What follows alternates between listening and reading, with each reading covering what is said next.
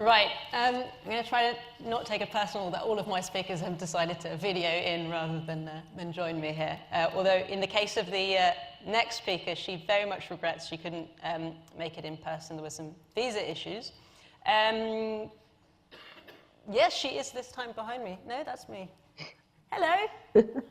Hi. Please welcome Kari Mugo. She's Operations Manager at the National Gay and Lesbian Human Rights Commission in Kenya.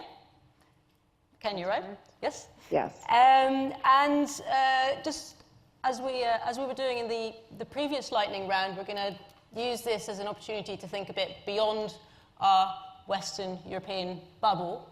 Kari, if I can start, last month, President Kenyatta made a rather startling statement, in my opinion, where he said on television that gay rights are of no importance in Kenya. Does that statement characterize the state of the discussion on LGBT rights in Kenya, and maybe you can also expand on the broader region? Yes, absolutely. Thanks for having me. President Uhuru's statement was disappointing because it belies what is actually happening on the ground. And what we are seeing through the courts and in the court of public opinion is that gay rights are an issue in Kenya. They're something that activists are fighting for, and that there's a growing movement of people who are willing to put their names on the line and to demand equal rights in the different spaces that LGBT people are occupying. Yes. Right, okay. And if, I asked our previous speaker the same question, but if you, it's a really broad one, if you compare what it's like to be lesbian, gay, bisexual, transgender let's just limit ourselves to Kenya for a second, today compared to, say, 10 years ago, what are the main differences? Mm-hmm. I think we're seeing an increase in recognition that LGBT people are a part of African and Kenyan society. We've seen a number of wins through the courts, particularly through the organization I work for, the National Gay and Lesbian Human Rights Commission. For instance, the right for LGBT organizations to register and operate within the country, the rights for trans individuals to change their names on official documentation, and the right for gay men to, for instance, not have these forced examinations happen to them because they're suspected of being gay. We've seen increasing calls by medical professionals to end the discrimination of LGBT people in terms of access to healthcare. We're seeing increasing calls from the legal community to respect the rights of LGBT people. For instance, the former Chief Justice of the Supreme Court of Kenya, William Mutunga, is someone who has spoken out in support of LGBT rights. So we're continuing to see a growing space for LGBT rights in Kenya and for the protection of LGBT people, but it's far from perfect.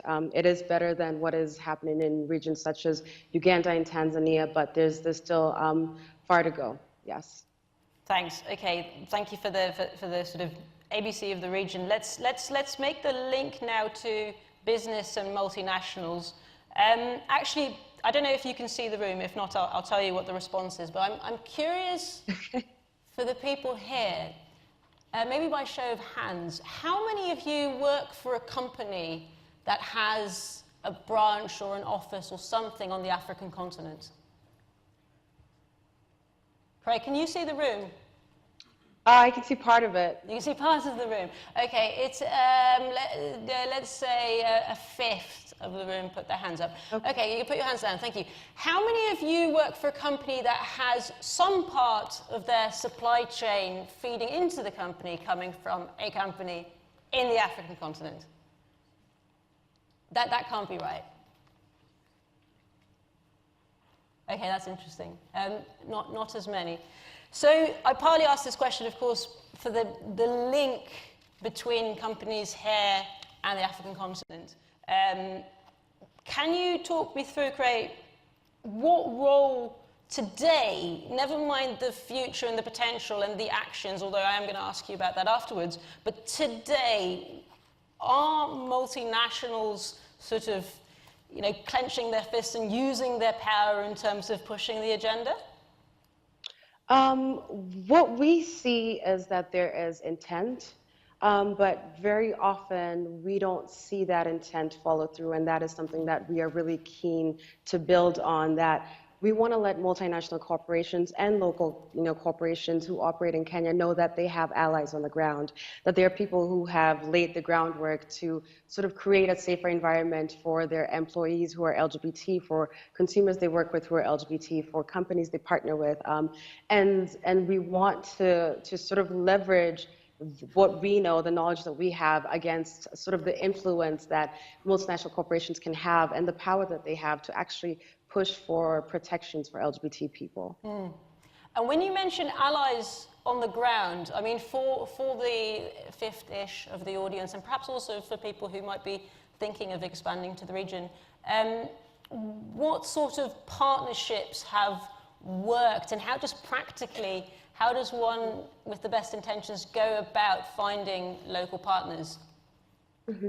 So one thing that I often say is that even in some of the most oppressive places across this continent and across the globe, there are organizations and individuals who are working on LGBT issues. So that's not very hard to find those people. I mean, I think it's very easy in this age of the digital age to just go online and find these people. But in terms of possible partnerships that I think work really well, for instance, there's an initiative in Kenya that is called the Colorful Workspaces Initiative, which combines employees, corporate sector individuals, and civil society organizations, and brings them together to sort of think creatively. If we exist in a legal framework that says LGBT people are criminalized, but LGBT people still work for us, they're still people we work with, how do we still build diversity and inclusion while respecting the law? And I'm really starting to think creatively about solutions that work for very specific places, because diversity and inclusion policies are great, but they have to be aligned to sort of the environment that you are working in. So really connecting with the people who already have that expertise and that skill, and building on that and leveraging on that. Before I check in with our audience to see whether they'd like to take part, you mentioned respecting the local law.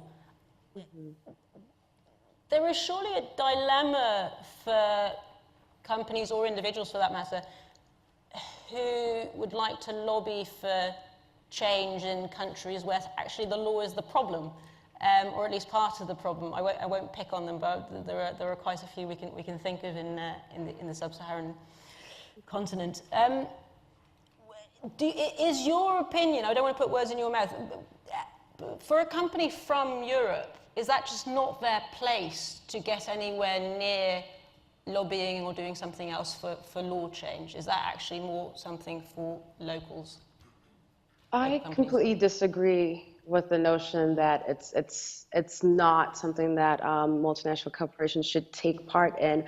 I think that local individuals should definitely lead the efforts, but we need companies that work in this region. For instance, Google is a company that works in Kenya and has taken initiative to begin to have conversations with activists and other people on the ground. We need those sort of companies that have less risk than local companies to actually take the lead, that can show that this is how they operate globally, and what they are doing in Kenya, in Uganda, in Tanzania, wherever they are, is no different, that it's not about LGBT rights, but it's about human rights and equality, and really that the same standards apply for us wherever we operate. So I think there's a really interesting opportunity for corporations such as these to sort of even apply indirect power. It doesn't have to be outright pushing for LGBT rights, but perhaps supporting efforts that push for LGBT rights, or supporting LGBT activities such as pride events or things of that sort that say, we see you, we value you,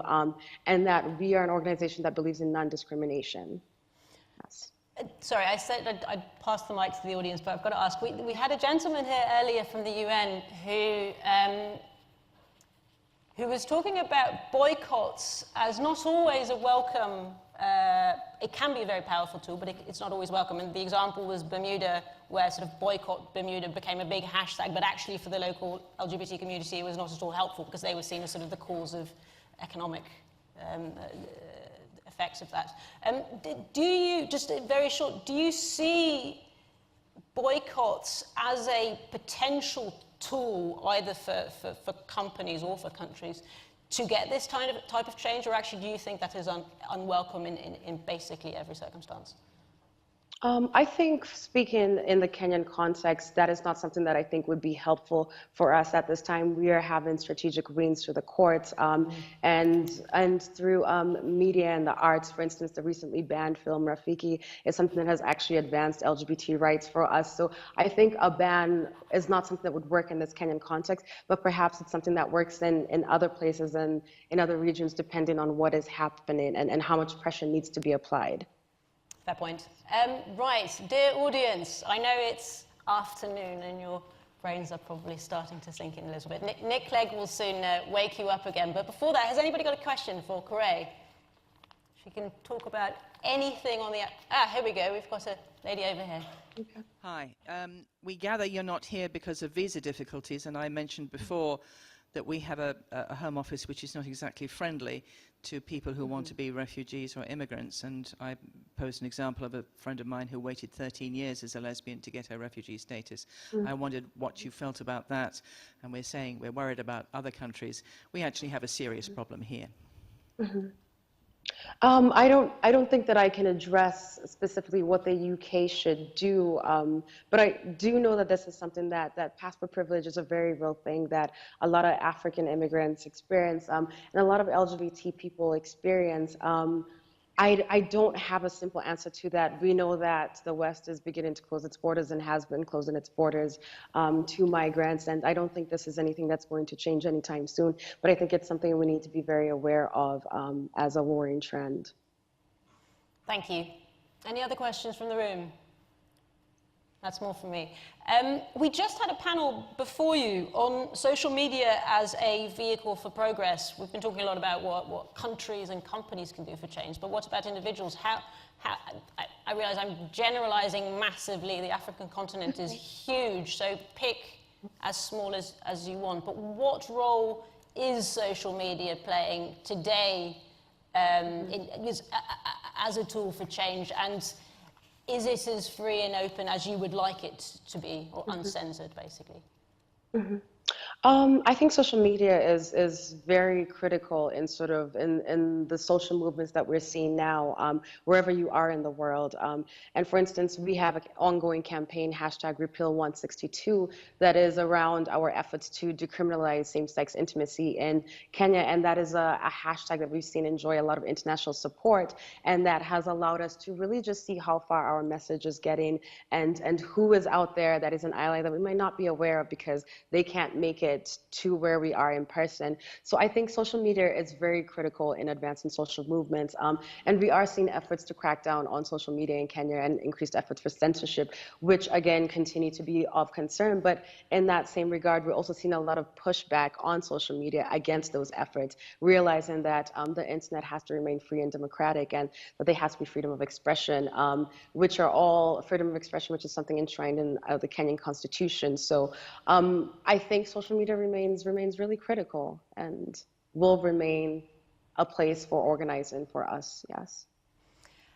Final question. I asked the previous speaker this as well. For people in this room who are from different backgrounds, but primarily from the business world, if you could give them one action, one thing to do that could in any way, directly or indirectly, help further progress on LGBT rights, not just in Kenya, because I take your point that there are countries like Uganda that are far worse, but just more broadly in sub-Saharan Africa, what would that one takeaway be? I think for me, it has to be that there is no such thing as LGBT rights, which is something that continues to be posited, that we're talking about human rights, we're talking about things that everyone should be able to access. So I think when we stop thinking about this as something very different or something unique, but rather as part of a larger notion of who we want to be as humans, of who we want to be as corporations, of who we want to be as organizations, as however we arrange ourselves, I think for me that's the biggest takeaway. This is about human rights. It's about the rights that everyone has and deserves to have, to feel welcome in the places they occupy and they live and they work in. I have a red light flashing. Kari, thank you very much for joining us over the line. Thank you. Hopefully next time we'll have you here in person. Absolutely. Thank you so much.